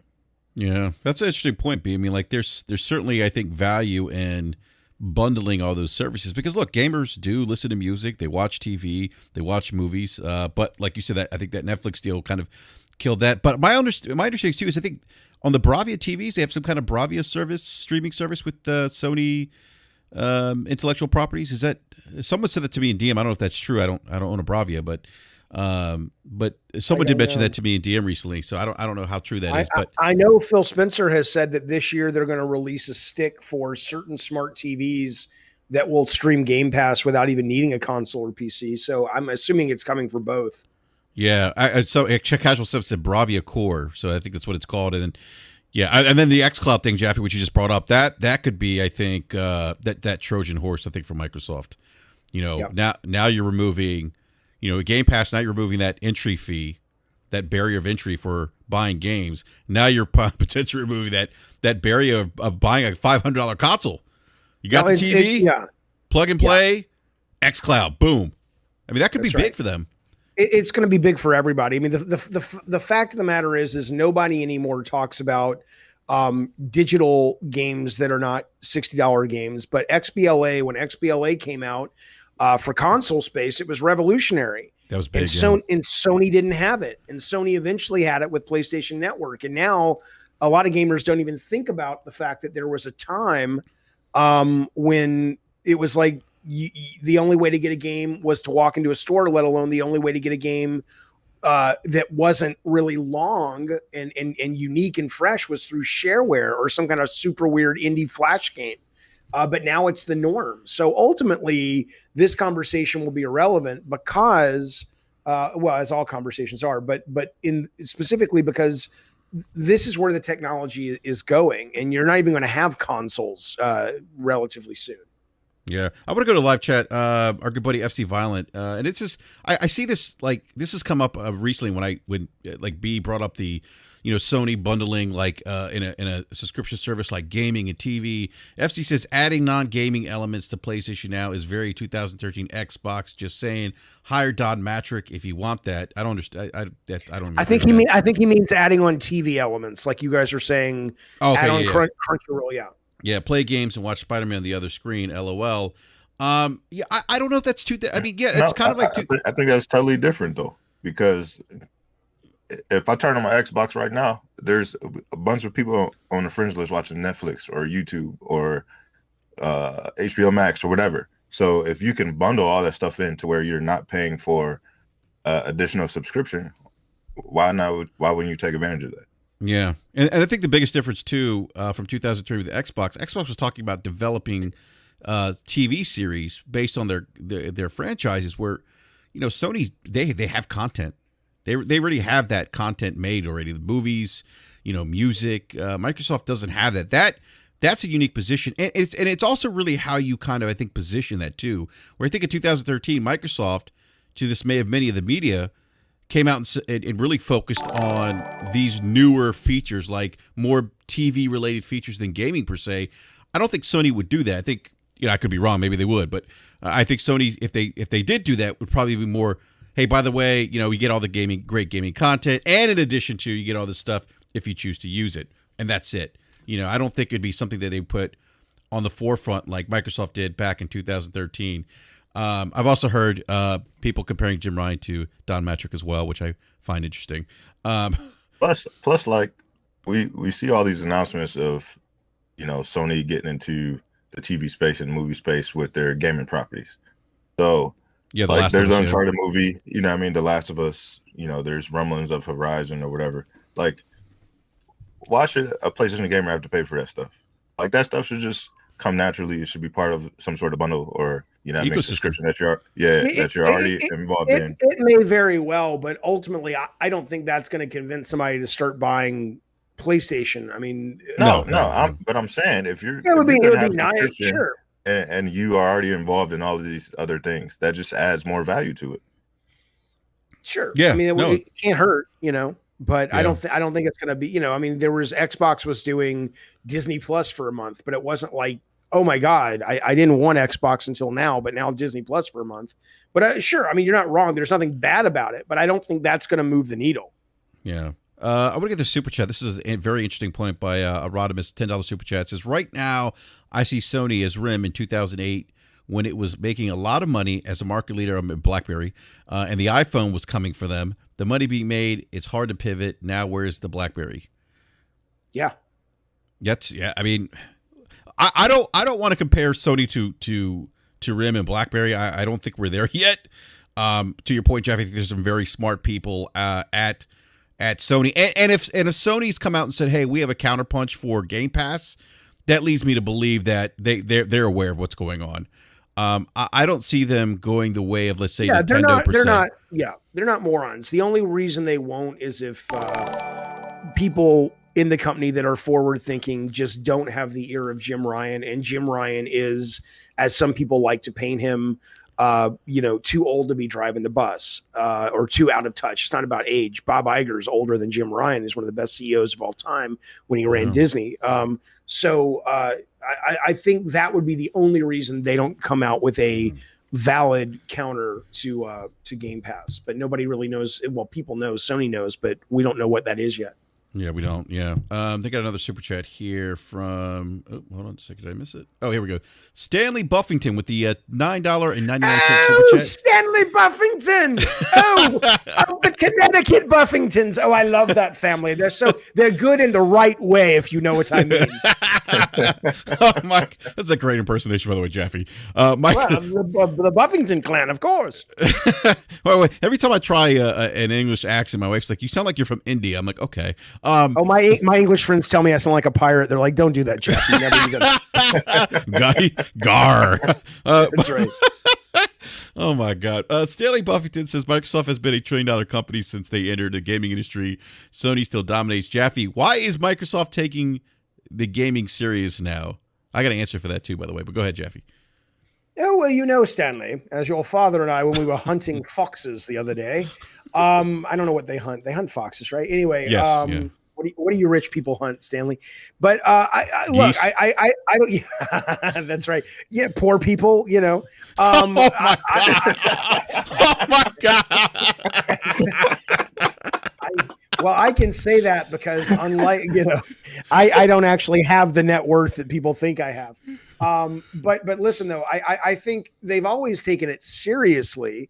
But I do think now, as much as I do not think Phil Spencer is a great day-to-day production manager, I think they finally have an executive in that role that genuinely cares, and he's driven, he's ambitious, he has vision, and he's like, look at all these resources I have. I want to fucking play. I want to make my fucking mark. And I think when you look, man, business history shows that sense of vision and tenacity will usually win out against just sort of corporate, conservative think, right?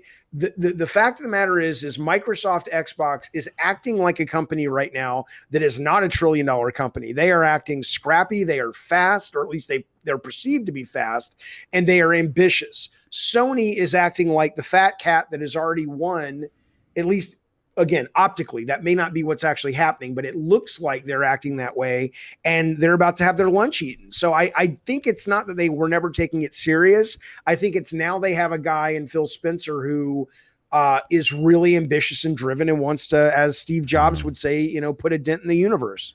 Yeah, they want to disrupt the industry, and I think Game Pass could very much be that disruptor. But I also think too, Jaffe, that Microsoft, for the first time in many, many years, if you've heard the stories about Terry Myerson, which I think people have referred to him as the human wall, them being under Xbox, being under Windows, the Windows division, and now Phil Spencer kind of getting a seat. And if you believe the stories, that Phil Spencer met with Satya and pitched the idea of Game Pass, and Game Pass really ties into, Satya's thinking about, Microsoft. Everything is Azure based, subscription based. Reoccurring revenue, that's where Microsoft's going. That's where Microsoft's pivoted. That's where every company is pivoting. I mean, every company.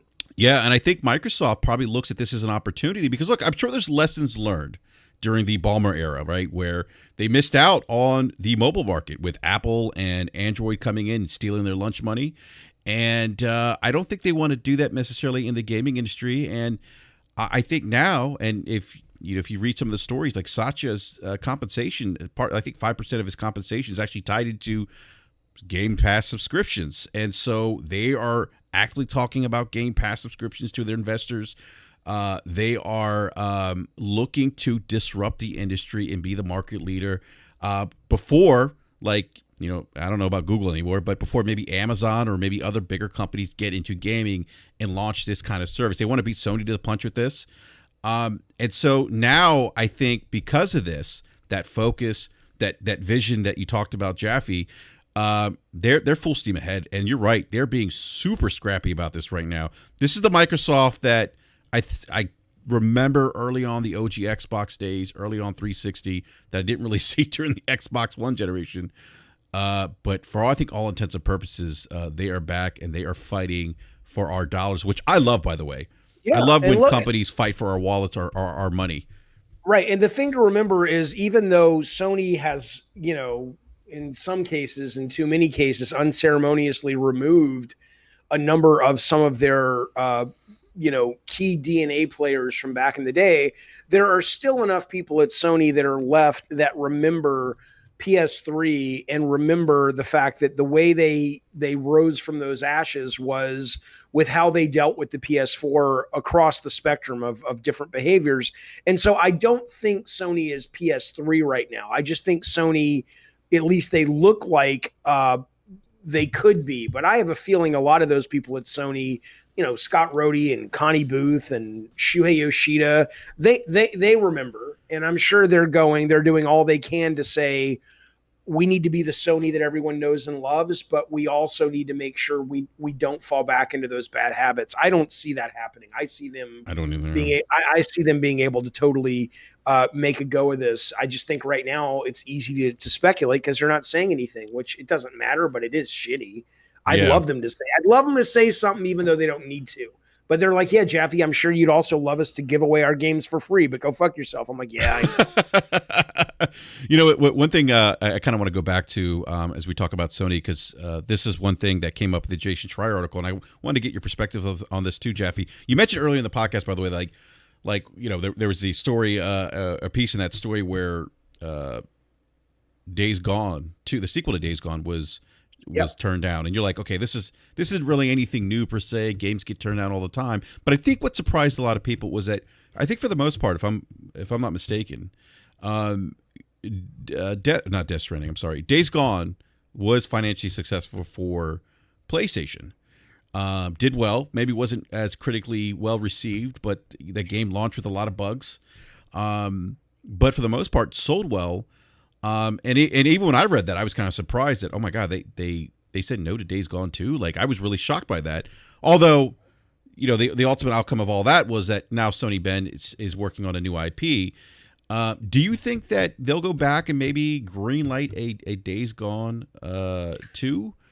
Well, okay, a couple of things I'll tell you about that. I mean, the first one may very well be that what was a hit in PS4 days and before, because the budgets have gotten so astronomical, is no longer a hit. So if Days Gone 1 would have been made and published maybe by EA across 5 or 6 different consoles and services, perhaps it would be acceptable. But maybe Sony's going, look, we spent $120 million on that and we barely made our money back.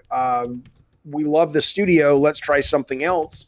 Even though to us on the outside, how could you call that a failure? So I don't know if that's true, by the way. I'm just guessing, because I think the more the budgets go up, you know, it's just like in the movies, things that used to be a hit, a nice tidy profit doesn't really matter anymore when your budgets are crazy.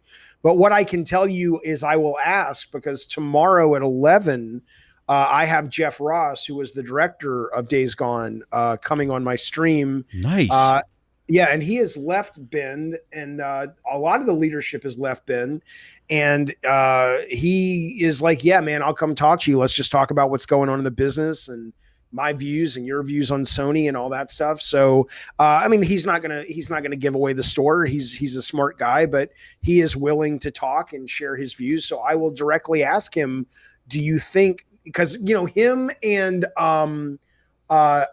John left, and both of those guys were the directors and creative heads on Days Gone. So I don't know if there is still that leadership at Ben that really gets Days Gone like those guys did.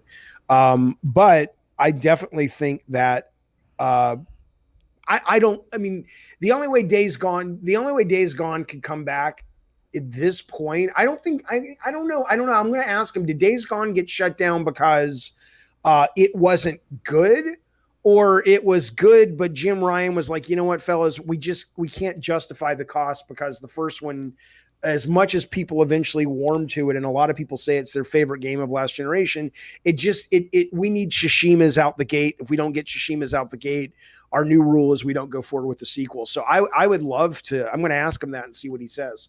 Yeah, I'd love to know, because the optics on our side as gamers is that, hey, this game was, successful, and I thought it sounded like, and I could be wrong. I believe I'm not mistaken, and correct me if I'm wrong here, B Money, but I thought there were some media reports that Days Gone 2 was in the works.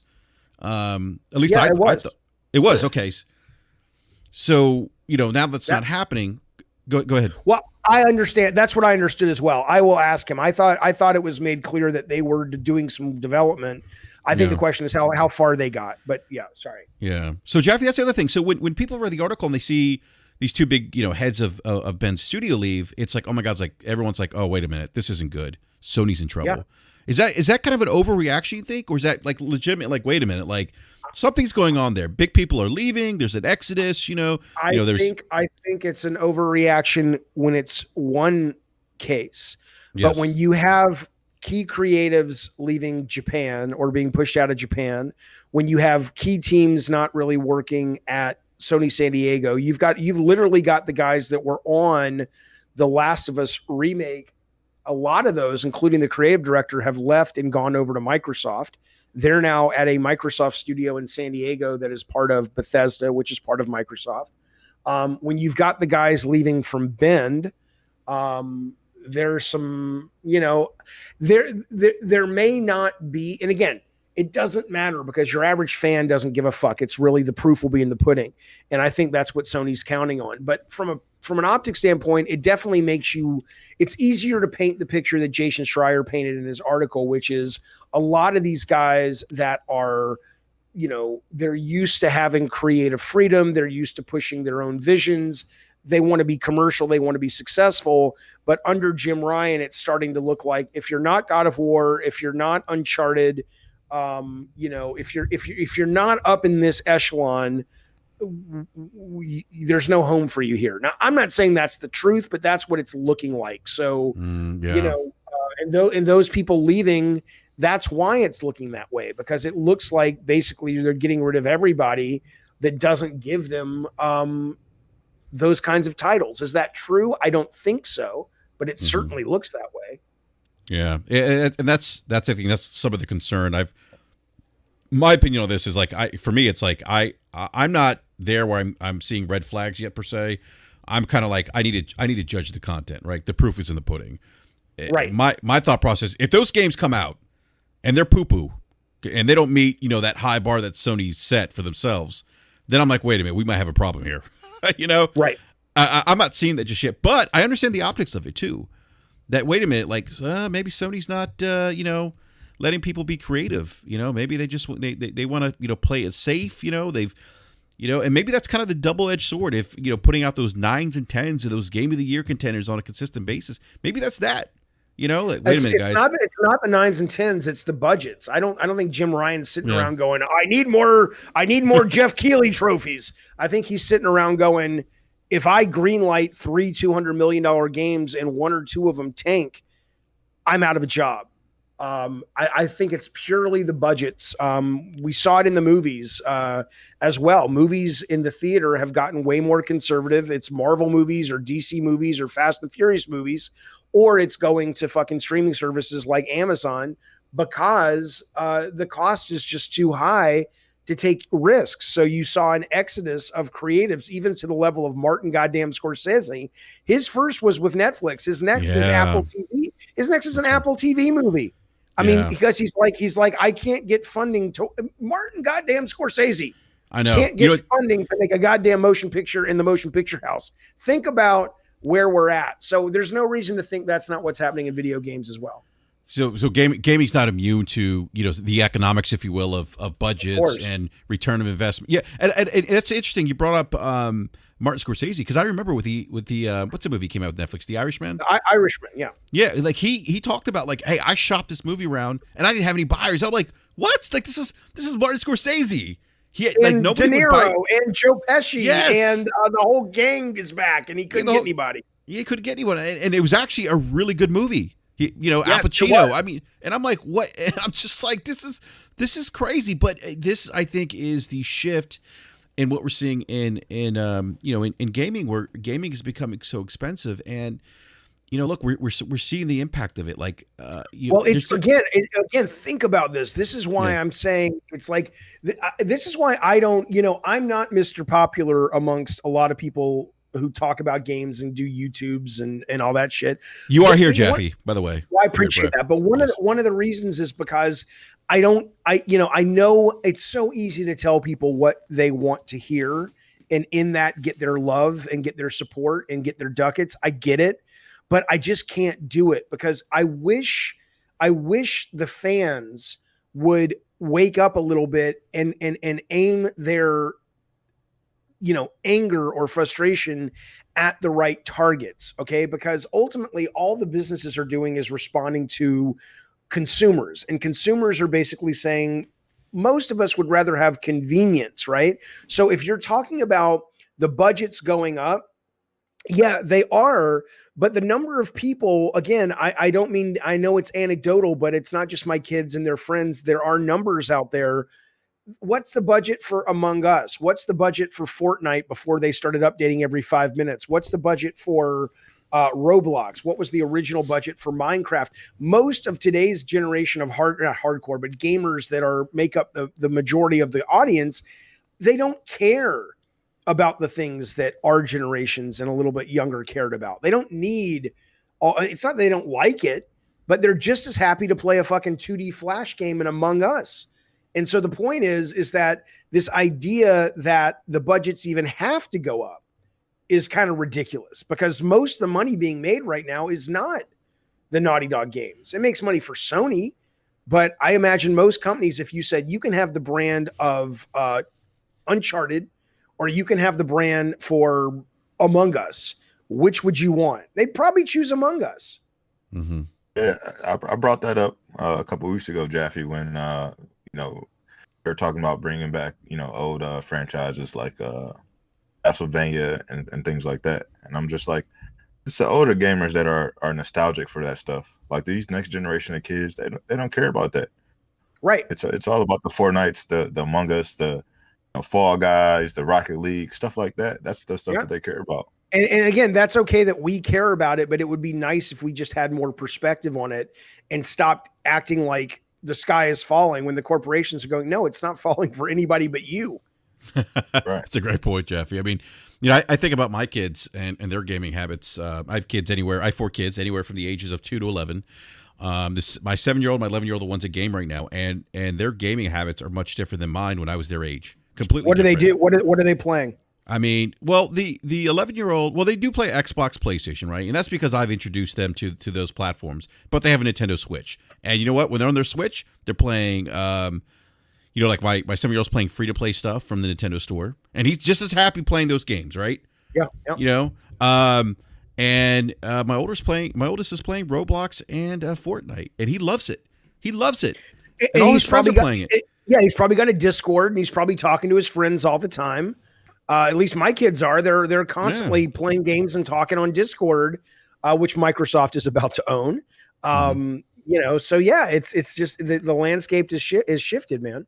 Yeah, it totally is. It really is. And I've been gaming since for, oh my God, since I was 5 years old. I'm for probably 39 years now. And I've seen the shift. I mean, it's just so different now. Like, my kid's first experience in gaming was not on a gaming console in front of a TV. It was on a mobile device. Right. Right. We didn't have that when I was growing up. My first experience was in an arcade. We didn't have it at home.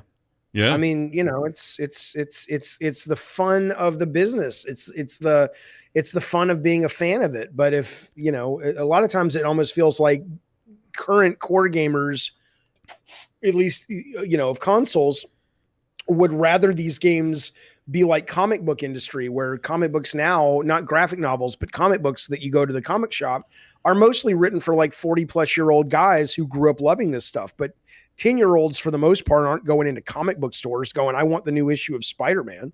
Yeah, no, they're not. They're not. Which brings me up to one last point here, Jaffe. Kind of the shift in the industry, the increased budgets. And I think about what Todd Howard was saying if you remember the roundtable with Phil Spencer and Aaron Greenberg was there, and I forget who else was there from Bethesda. But he talked about Game Pass. And he said, Game Pass, and I'm paraphrasing here. He said Game Pass will allow us to more or less, have some creative freedom to maybe release games that we may have otherwise not released because they may have gotten lost in the shuffle with other games, right?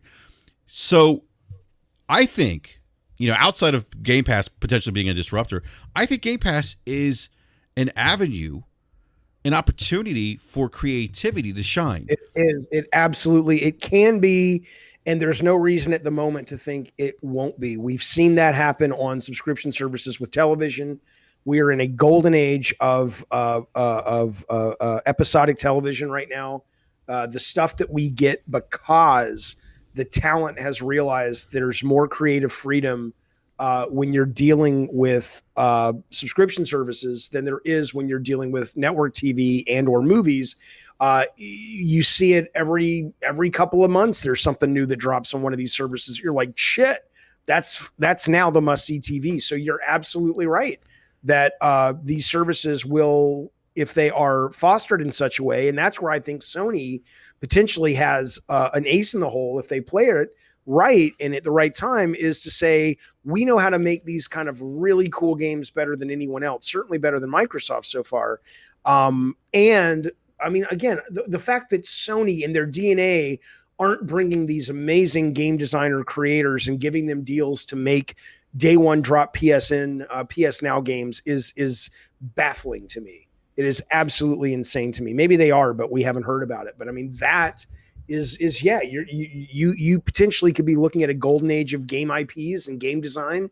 But we'll have to see where it plays. There's also the bad side of it, which is like you guys were saying, if suddenly Microsoft sees a lot of money because MLB Dynasty Mode, suddenly maybe it does become the wasteland of free-to-play microtransaction games. But if it does, then people will just walk away from it. People right now are not responding positively to Game Pass because it's bugging you for money every 5 minutes. They're responding because the value of it is so positive. It's a great experience.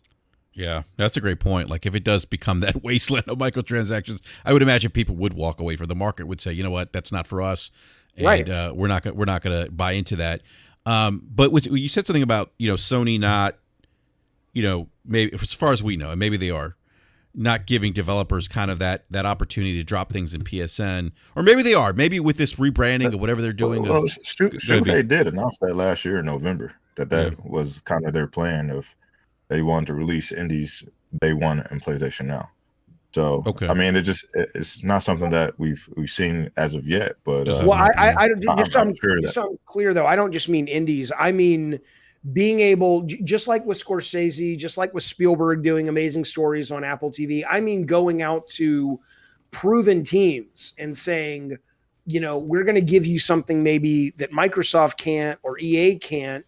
We're not going to give you all the money in the world, but we are going to give you a great deal more freedom, and we're going to give you the production experience that you can guarantee that we're going to help you get this game across the finish line, and the thing will actually see the light of day. And a lot of them will fail, and a lot of them will hit, but that's where Shuhei Yoshida eats fucking lunch, man.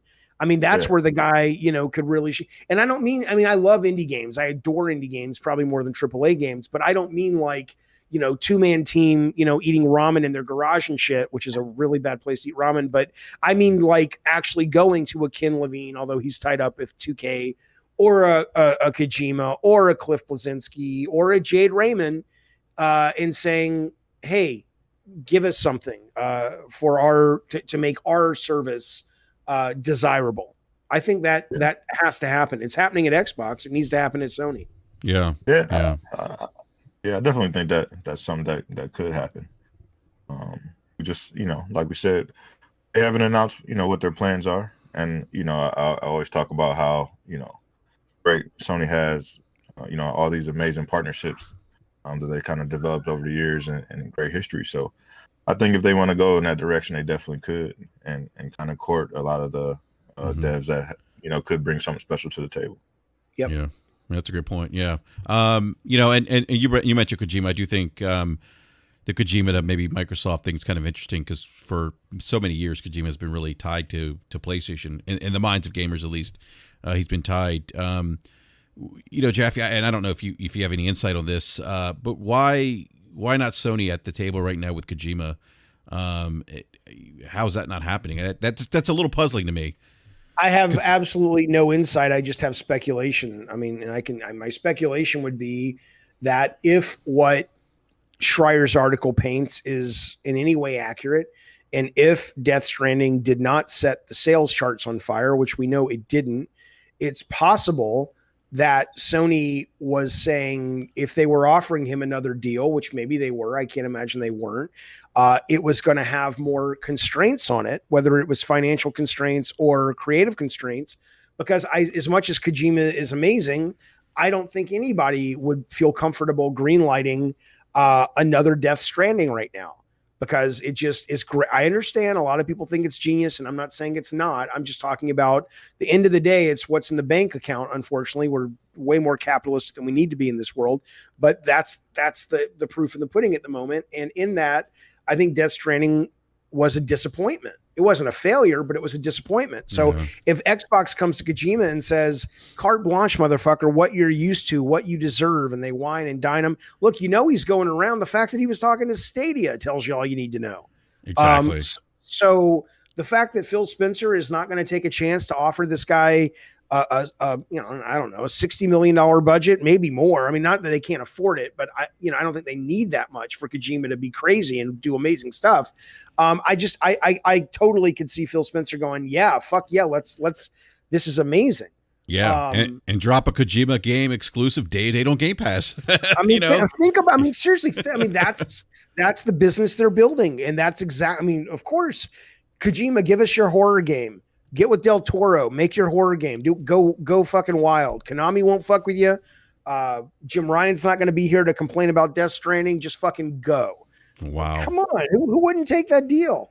Yeah, and I think that would be. We talked about this on Mooch's channel on Crossfire last night. Like somebody brought up, like, well, is that would Kojima cater to the taste of Xbox gamers? And I'm like, I personally, I think that's irrelevant. I think it's just right. The marketing and the marketing and optics of a Kojima name or Kojima game or just Kojima itself, his name in Game Pass is huge for Microsoft at this point. And I think it goes back to that mind share we talked about earlier, where now people are looking like, wait a minute, Microsoft got Kojima? Like, and it goes back to, wait a minute, what's going on over at Sony? We have people leaving. They've been quiet. Kojima's not messing with them anymore. Microsoft got MLB, which is a Sony, which has been a first party, exclusive for so many years. They got Outriders day and date. It's kind of like that snowball effect, I think, in terms of the optics of things. Now, the optics, yeah. I mean, once it translates into sales, that's a different thing. But yeah, exactly. I mean, the one thing I'll say about that though is the idea of the Xbox audience. I think the play is, and it seems to be working so far. We'll see, but the Xbox audience is going to be much more diversified this generation. It's no longer just going to be. The bro gamer shooters because of Game Pass. You've got so much variety on there now. I mean, it's Crusader Kings 3 and fucking the Microsoft Flight Sim and Monster Train. It's not just like a mouth breathing shooter location anymore. There's a lot of cool shit on that system or on that service that most people would not associate with sort of the old school Microsoft. That's a great point, and they're getting games from Japan now. Like to see Dragon Quest on a Game Pass. I didn't know that. That's coming? It was. I think it's still on there. Dragon Quest 11 was on Xbox Game Pass. Oh, right. I thought you meant a new one. Okay, yeah. Oh no, a new one. Yeah. Octopath Traveler, right, is on there now. Yakuza. I mean, there's some big Japanese games there that. I'll tell you what, if they get the Yakuza RPG, that's going to be a big fucking deal. Because I know that hasn't hit services yet. But if they get that first, I mean, again, that's what we're talking about. That's why this is a good thing, because it does foster competition. I thought for a brief moment this week, Sony was waking up with Avengers not day one, but Avengers on PlayStation Now. And then it's like, well, it's the PS4 version. It's like, you motherfuckers. Is it that hard? Is it that hard to read the room? It's like you had it and then you lost it. It's like that's kind of my biggest criticism with Sony is that example of and then the whole backwards compatibility thing. But that right there, like, why not the PS5 version for people that own the PS5? Like what? I mean, I'm sure it's money. I'm sure Square said, well, yeah, you can have that, but we're currently, because I think if you bought the PS4 version, is it a free upgrade or it's not? I don't know. It's a free upgrade. Okay, then they were not counting. Maybe they were assuming because they're putting so much love into it that they were counting on that $70 for the PS5 version where people didn't buy the PS4 version. But even so, Sony ideally should have ponied up. Or maybe they did. Maybe they said, look, it's not worth it, and that's fine. But then once again, you have this optics problem where Sony's out of touch. If they couldn't afford it, that's fine. But then maybe that shouldn't have been your free game of the month, because what it looks like is you guys are kind of out of touch. But again, it's just visual. But there is a point where, you know, the perception does become reality. So they, you know, eventually this is going to trickle down to not just big geeky dumb nerds like us, and people are going to start walking into video game stores online and offline and going, hey, I heard this and that and the other, and Game Pass is really better. So the optics right now are just for geeks like us, but it's going to start hurting them if they don't, you know, counter.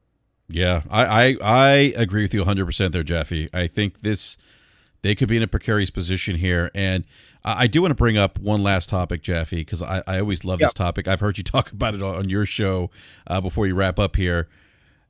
Sony bringing first-party games to PC. You've heard the argument, it devalues PlayStation. What are your thoughts on that again? Well, okay, so there's a valid argument and a stupid argument. The stupid argument, which is emotional, is it's very similar to like when you're younger and you find an indie band that you love and then they break and you're like, oh, I don't like them now because everybody likes them, right? It's like, I want my thing. It's very tribal. It's very childish. If you're above the age of 12 and you still give a fuck about that, you're a fucking moron, and you should get some therapy, or you should at least, do some deep thinking because you're a child in the body of an adult. But the other one, though, is potentially accurate, which is to say day and date drop. Okay, if you go to Naughty Dog and you say, we want Last of Us 3 or whatever, God of War Ragnarok from Santa Monica, day and date with PC, you are going to have to make some concession on a 2-year-old PC. And in that, you guys have had to make concessions to it. Well, I think that can be true. But I don't know moment to moment how noticeable that really would be for most gamers. But I think that's a fair argument if that's the pot they're pissing in. But most of the gamers I hear, it's more about, it's not good. It makes people not want to buy a PlayStation. And in that case, I'm like, so what? Sony's like going, look, we can sell games here and we can use that money to fund more games. Sony doesn't care if it's on PlayStation or PC. Why do you? Right? That's what I would say. Yeah, and I've always made the argument that the folks on PC more than likely probably weren't buying a PlayStation to play PlayStation exclusives anyway. Yeah, you either have everything, you have the means to have everything, yes, or you have to be selective. And if you're selective, you probably, that's the funny part. If you've gone PC, I said this the other day to somebody on a stream or something. It's like they talk about their PS5 like it is the Ferrari. And it's like, I want this thing to be written down to the fucking metal. It's like, motherfucker, the guy or the girl with the PC that is like tricked out, that's the Ferrari. You got a really nice, high level Toyota is what you're driving around.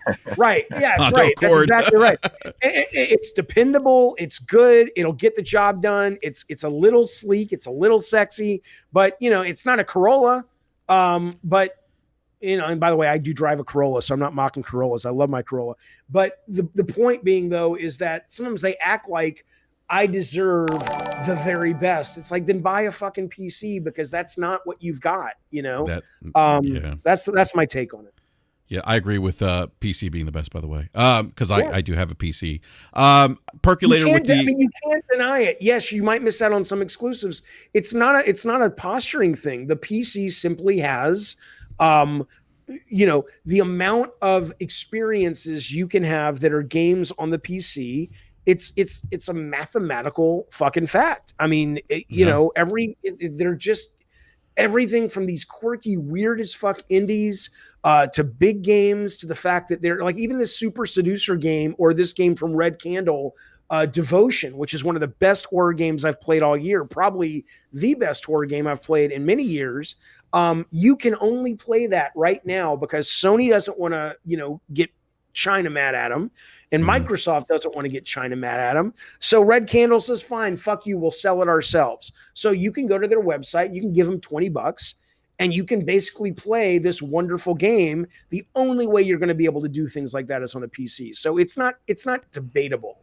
If you love the medium and you have the means, and not everyone does, and I totally respect that. I certainly couldn't afford a PC when I was a kid, or when I was a young adult. Yeah. But if you have the means, you should get one, because that's where the cutting edge, bleeding edge shit is happening in terms of gameplay, game design, and things like that. That's a great point, Jeff. There's a lot of games I've experienced, like Disco Asylum, like even Hades, which was, I think, coming to console now, or supposed to be coming to console. I mean, like, those kind of games you just don't find. And there's some obscure titles in there that are actually pretty good.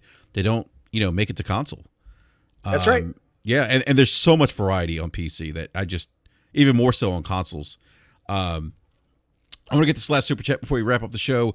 Percolate with the $2 super chat says, I see how it is. Don't tell me you're live. Great show. Thank you for the super chat, Perk.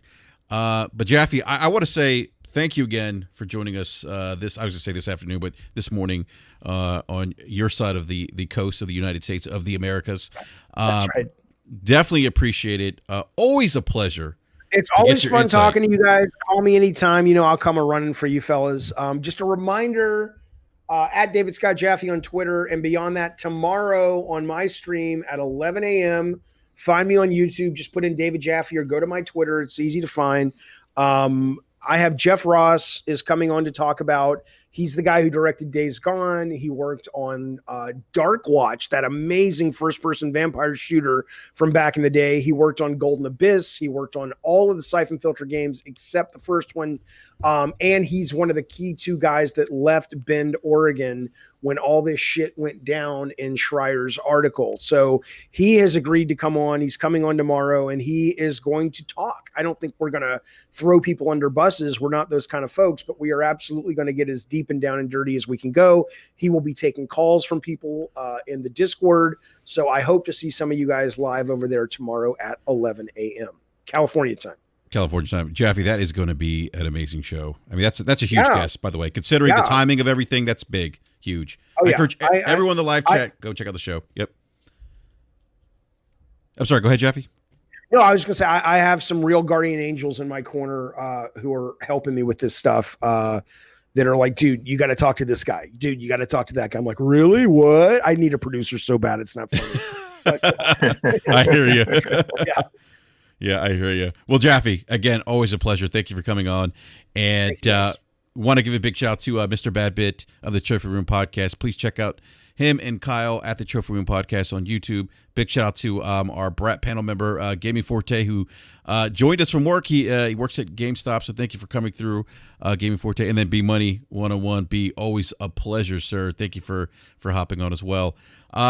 Want to give a big shout out to everyone in the live chat. Thank you, everyone, for the super chats, for hanging out with us for the last 2 hours. If you haven't done so, please smash the like button.